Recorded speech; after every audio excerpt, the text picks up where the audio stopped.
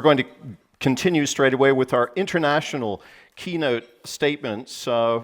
We have two of them. The first one is coming from the Deputy Director General of the European Commission's Directorate General for Maritime Affairs and Fisheries. His name is Kęstutis Sadauskas, and he is joining us remotely, I believe, from Brussels today. Sorry for the delay, sir. Thank you very much for being with us. We look forward to hearing your remarks. The floor is yours.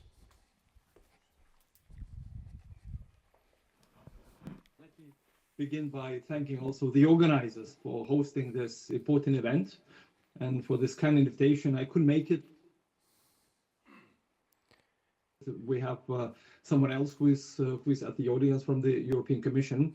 But I can confirm that for us, this is really a top priority, a top issue here. And that's why I also appreciate very much the words of the minister, who also showed not only the need for the future action, but also how Germany specifically and so many actors in Germany, but also across the region and across Europe really are playing the role.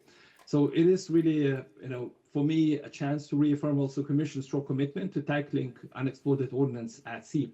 I'd like to give special recognition, of course, to Germany for this leadership. The launch, in fact, of the 100 million immediate action program is more than just a national German initiative. It is really a European benchmark in ambition and clarity of purpose, a best example that anybody else can follow. Across Europe's seas, and especially in the Baltic, the unexploded ordnance is a persistent and growing threat. It threatens marine ecosystems, it threatens human safety, it impedes the deployment of offshore infrastructure, and we don't even know what other kind of threats we are facing with these ticking bombs. For too long, the unexploded ordnance has remained a silent threat, technically complex, politically under-prioritized, lacking unified EU response and probably underfunded. But this is changing. When we revised Europe's maritime security strategy and its action plan already 2 years ago, we took the munitions into account among other maritime security issues. And the strategy employs a cross-sectoral approach, including specific actions like comprehensive mapping of unexploded ordnances across all Europe's sea basins, identification of remediation capabilities and funding instruments of Europe, promotion of safe, scalable, and low-impact clearance technologies, or fostering civilian and industrial collaboration to drive innovation. This reflects our conviction that unexploded ordnances is not a peripheral issue. It is a central issue to Europe's maritime resilience, and we are treating it as such.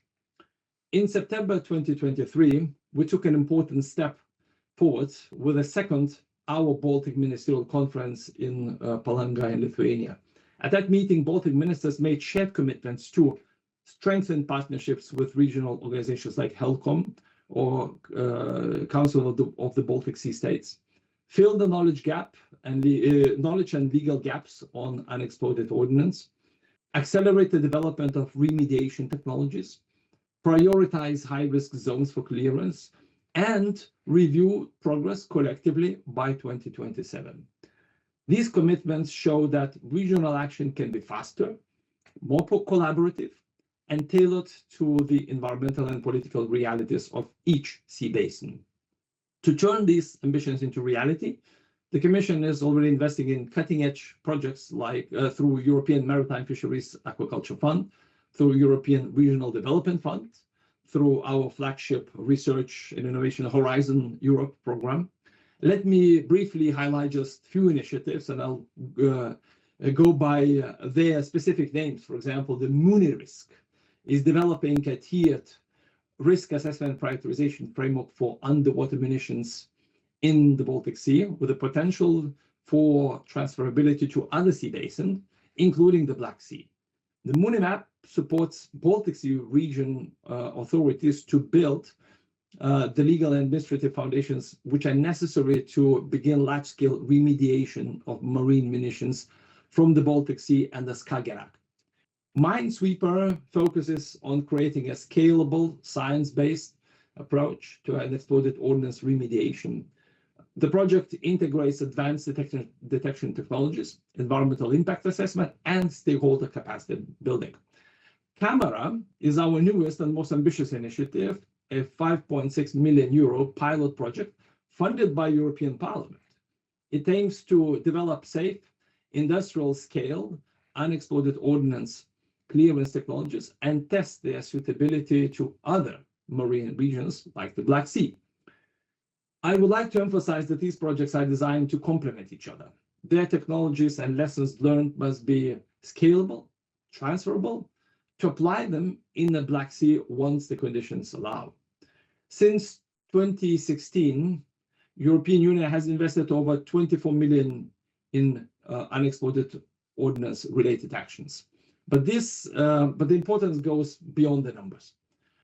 These projects are building new European capabilities, scientific, operational, and strategic. Another significant development is the recently presented European Ocean Pact.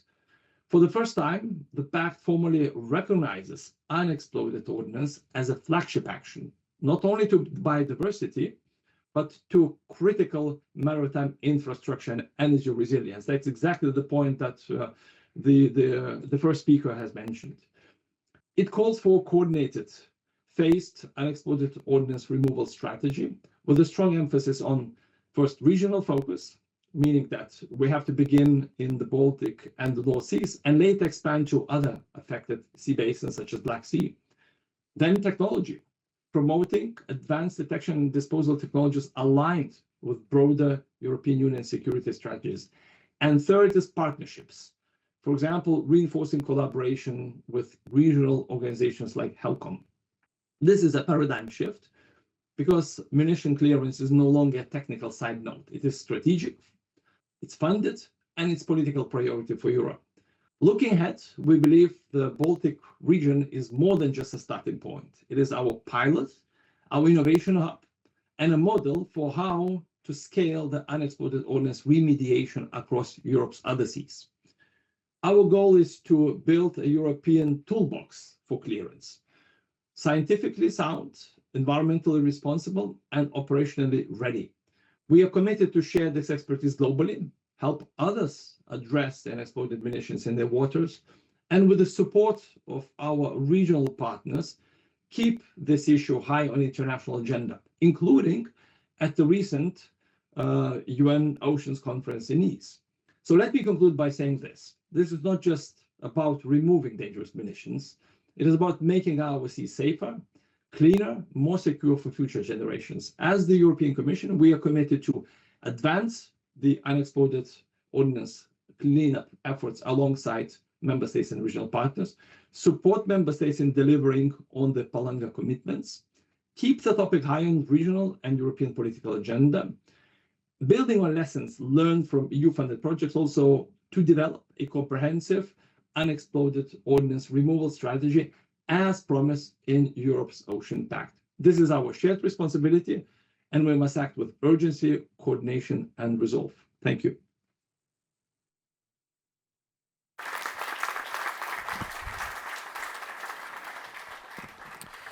Thank you very much, Kęstutis Sadauskas, for your illuminating remarks. We really appreciate you being with us today, and again, we apologize for the delay. We wish you a pleasant day, sir. Thank you. So, our next international keynote address is from James Bergeron, political advisor to the Commander, NATO Allied Maritime Command. I give the floor to you. There you are. Marvelous. A warm round of applause.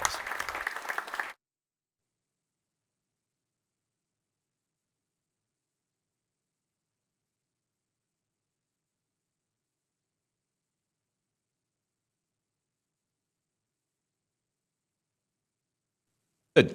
Thank you very much. My great thanks to the organizers and for the honor of being here today. I've been to Kiel many times, but never to this event or to speak at it. So I'm really honored by that. I should also say that, of course, my remarks are mine only, not those of NATO or expressing NATO policy. I'm the political advisor to Vice Admiral Mike Utley, Commander, Allied Maritime Command, and I've actually done that for almost 12 years, and I will be stepping down at the end of this month, at least kind of stepping down, officially stepping down. I'll still be around.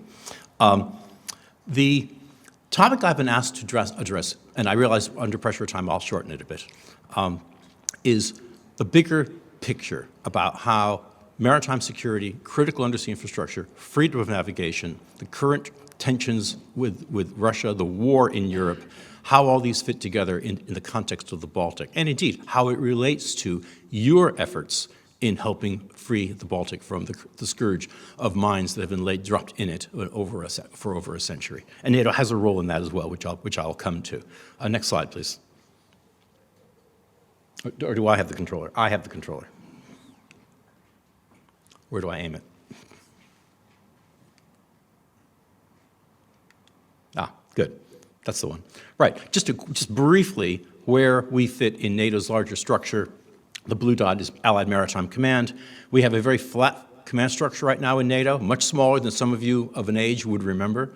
All of us effectively report directly to the Supreme Allied Commander Europe, and he or she would decide how to organize the command and control structure based upon the needs of the day. There are plans, of course, but I'm not allowed to discuss them. MARCOM, for those of you old enough to remember Sink Eastland in the 70s and 80s, MARCOM is a very different animal today. It has 4 major missions. It is the Maritime Theater Component Commander, which means we control all of the maritime patrol aircraft and all the submarines that are assigned to NATO across the entire area of responsibility. They're not handed over to anyone else. We're SACEUR's principal maritime advisor, which now in practice means we advise SACEUR on the allocation of the totality of NATO maritime power across the various operating areas under the control of the Joint Force Commanders. We are responsible for full spectrum maritime situational awareness globally, and that, of course, is where technology comes in, and it's hugely ever more important. And finally, the command of maritime forces. Under the new model we have, MARCOM essentially commands all maritime forces that are assigned to NATO, peace, crisis, and conflict. Now, we could never do that alone with one headquarters, even at 480 people. We have, over the last year and a half, created 5 2-star regional commands, one in Rostock, which actually will do the tactical warfighting in the event of a crisis or conflict. Think about the post-Cold War era, the era of the NATO response force. There was one such headquarters on call to be activated to fight the entire area of responsibility of NATO in the maritime realm. Now there's MARCOM, and under MARCOM, 5. So we have prepared ourselves for regional conflict if necessary. There's a lot more to do, but that was an important step forward. Now, this is a picture we sometimes like to show. This is an actual picture from the last fall. Therefore it's unclassified. The red dots are the Russian warships at sea. The blue dots are the Allied warships at sea, whether or not under NATO command. You'll notice there's a slight preponderance in favor of the Allied ships. In the post-Cold War, in the Cold War certainly, we would usually outnumber the Soviet Navy 2 to 1, maybe sometimes 3. Now it tends to be 3 to 5 to 7, sometimes 10 to 1 at sea. We have a huge conventional advantage, and we need it because this is not Nelson's Navy Day. We're not about contesting battle space ship by ship. This is about strategy. This is about ensuring and leveraging maritime power to try to deter aggression on land as well as at sea. So we need that maritime power. However, this picture, I think you'll agree, is starting to look a little dated, very mid-20th century, with this emphasis on big hull, heavy metal power at sea as defining sea power. I say that for 2 reasons. One is the development of hybrid warfare or gray zone contestation. You can take your pick. Now, it's my argument that in a situation of nuclear equilibrium balance between nuclear blocks or nuclear powers, neither side will go into direct conflict, conventional conflict, out of fear of escalation beyond the means of control. As a result, contestation and competition is drawn beneath that threshold into what we call hybrid space or gray zone space. Not often recognized as such, but we need to recognize we have created hybrid space. We've created it through the very success of our mutual deterrent postures. And if anything, vis-a-vis Russia and the West, the Russia full-scale war on Ukraine proved that. On both sides, no one was willing to go for direct contestation for fear of escalation, even though the stakes were high. Of course, the example par excellence in the Baltic right now is the risk to critical undersea infrastructure, beginning with the Nord Stream pipeline explosions through Baltic Connector, the east-west, the Baltic east-west connector, S-Link. New terms have entered our vocabulary, new polar bear, and Eagle S. I was in Helsinki at the heads of state and government meeting in mid-January when Baltic Sentry was launched. Baltic Sentry, whose purpose is to increase NATO's deterrent presence, to monitor, to hail, to engage, and to try to minimize the risk to critical undersea infrastructure at sea. Now, the jury is out on just how deliberate this is. Is this deliberate intentional attack in hybrid space? Is it criminal negligence by old merchant ships, sanctions evaders, badly crewed in periods of high waves and bad seas? What is it actually? Well, a lot of the investigations are ongoing, but Marcom's position has been, my boss certainly has taken the view, whatever it is, we need to make an effort to secure that critical infrastructure. So that's why Baltic Sentry is out there, and why independently as well, regional navies are out there monitoring, hailing. I do think some of the ships are getting tired of the number of times they're warned that they're near a cable and that asking whether their anchor is out. Because as a result, or as a possible result, we've had no incidents. However, it's summertime. My own personal view is this: the real test will come next year when someone's standing on this podium after we get through another winter.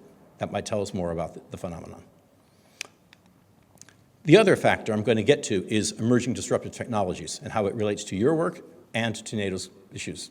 But before I get to emerging technologies, there's a classic technology that has always been a disruptor, and that is the mine threat. Everything from the World War I, World War II, and ever more sophisticated Cold War mines, of which you are now dealing with the cleanup of, and which NATO has played its role. We just finished Open Spirit, where we cleared, actually the number hasn't been tallied yet, it's probably in the high 80s. We cleared 120 mines in 2024 and 86 in exercises in 2023, real mines, legacy mines. We've been doing this ever since we created Standing Naval Force, Mine Countermeasures Force Atlantic in the mid-70s. Now it's called Standing Mine Countermeasures Group 1. Sadly, we don't keep history terribly well. I'd love to say that 20,203 mines have been cleared since 1974. I can't. The number's probably, I would estimate, in the region of 3,000 to 5,000. But as you know, that's good for us. It hones interoperability. It hones our skills against trying to clear mines in a contingency. But it's a drop in the bucket in terms of the actual challenge to maritime security prevented by the legacy mines. And that's where we're looking to you for your ideas and your innovation. But there's another disruptive problem, and that is the floating mine, the very basic World War I-ish mine. That little green one is the one that was sitting off Tripoli during Unified Protector. I was the POLAD for Unified Protector. That mine shut down aid into Tobruk, into Misrata, actually, for 3 weeks. One little mine. The others, of course, are the others. The black one is in the Black Sea. Turkey, Romania, Bulgaria have established a mine clearance task force in the Black Sea, but it's a constant challenge. Then the emerging technologies themselves, and really the focus, given the constraints of time in particular, is autonomy. Autonomy is changing the way we think about warfare and maritime strategy. First, at the level of the great powers, it impacts our thinking about deterrence. Deterrence, in the left-hand column, had always had a certain set of assumptions. Deterrence theory 101. You need red lines. You need knowledge and capabilities. You need time to respond and counter. Both sides do, so that they don't reach for their trigger too quickly. New technologies may undermine a number of those assumptions about signaling, about surprise, and particularly about the time scale to innovate in response. That may lead to what we're seeing, at least between the great powers, which is a certain siloing of activity. To paraphrase it, does what happens in Vegas stay in Vegas?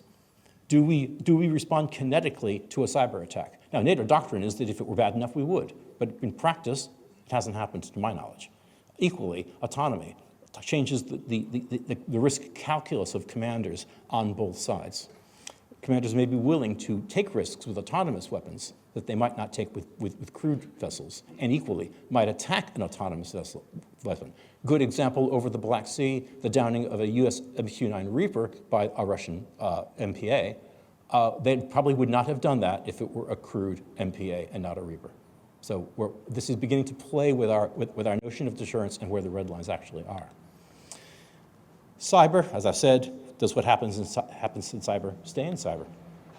And then, finally, the revolution of warfare itself. The technologies you are working on are part of this larger question of this transformation of technology and how we're trying to respond to it.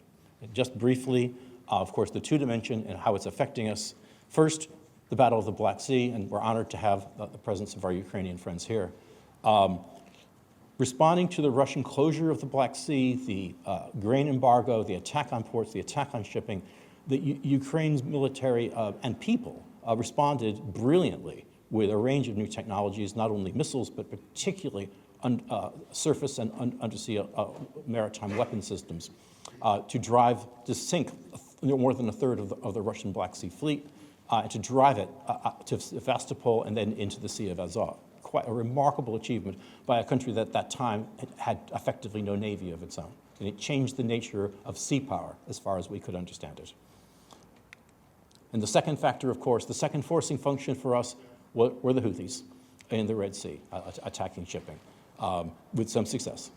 And enough to drive 70% of shipping away from the Red Sea and Suez and around to take the long route around Africa, increasing costs, increasing time, increasing inflation. We are still in that situation. Roughly 60% of that shipping remains diverted. EU Operation Aspides and US, UK, and others, Prosperity Guardian, have done a very good tactical, operational job of contesting this, but it hasn't changed the fundamental outcome in terms of trade. The US, a few months ago, launched a blistering military attack on the Houthis, probably in terms of ordnance, the biggest naval battle since World War II. It fought it to a standstill, but we are still throwing $1 million weapons against drones that cost $20,000. It's a real challenge for us. And the stakes are high, because what's happening in the Baltic, with its chilling of communications and energy and power, the Houthis in the Red Sea, who could well light off again, we'll see how cowed they actually are, and the risk in the Pacific, with China ever more tightly encircling Taiwan. As you know, Lloyd's last fall estimated that a conflict that isolated Taiwan from the global economy would cost global GDP between 7 and 55 trillion US dollars. Now, none of our economies can survive that. They estimate it's 14.7 as a mean average. I'd love to ask them how they worked that out. However, the point is that global trade is now fragile, and at this point, that big, thick green line of shipping you see around the tip of Africa is the one safe route. The one safe route for the bulk of global east-west trade. To paraphrase the Untouchables, nice one safe route you got there, shame if anything were to happen to it. So we're watching that one very closely. What do we have to think about? Well, the lessons from Ukraine in particular, and a bit from the Red Sea, tells us that the biggest challenge we now have, and you are all directly part of this, is the speed of innovation. In 2024, the beginning of 2024, and Ukraine's remarkable success, they were effectively using drones as torpedoes, going after particular targets. The Russians innovated, saying, we can use submarine periscope spotting maritime patrol aircraft to spot the drones, and we'll get out, attack helicopters to destroy them. And they were relatively successful at that. The Ukrainians innovated again by putting old Russian, old Soviet surface-to-air missiles on their drones and turning them into maritime strike platforms, starting to shoot down the helicopters, and then stop. Well, why stop at helicopters? Let's use them as carrier strike, mini carrier strike groups and strike into land. The Russians responded to that. The Ukrainian, both sides have realized that electronic warfare may be the only way to go. We are now at a stage where the electronic warfare risks to combative drone technology are sufficiently severe that you may have to use wire-guided technology to protect the drone. In other words, I'm an old submariner. What we've done after all this time is to reinvent the Mark 48 torpedo. But the point is not to argue the technology. The point is to say that everything that I've just described happened in 14 months. This is a scale of innovation that the big defense industries are utterly unprepared mentally to deal with. They're getting better at it, but when this started, they were utterly unprepared to deal with. Many of you in the room, working in smaller, more innovative startups and other types of firms, may well hold the key to the future here. And getting the right balance, I was used to teach antitrust.